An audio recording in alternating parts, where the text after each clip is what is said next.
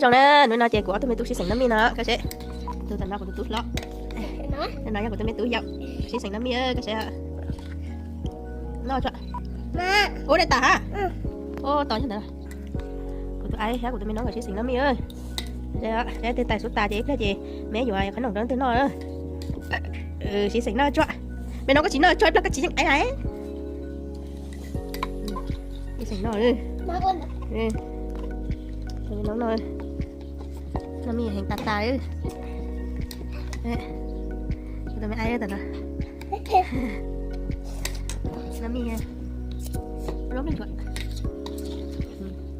cái gì nó mi thì dân chị là chị cùng với làm vành của cái đầu đó thì nói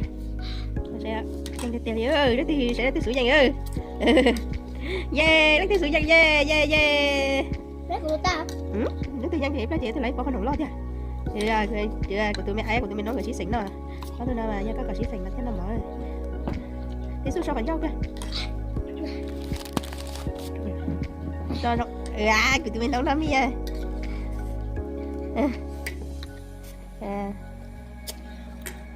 nó mi sao của tụi mình ấy tao nè chị sắp lại đi ơi cho nó chị sắp lại đi thế thì mà nếu chị tôi sẽ chém thì chị chắc mình nấu vậy nè tôi sẽ nói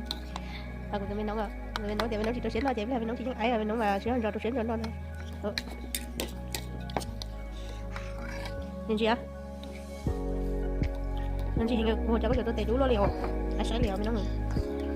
mặc ơi ai sắp lên rồi ai tự tay chị là tôi sẽ nói cho chị những ấy rồi cái ấy là nó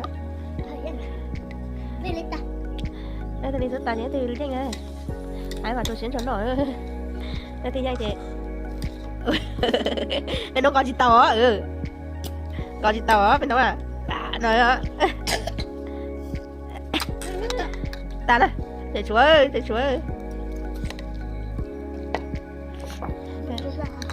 wow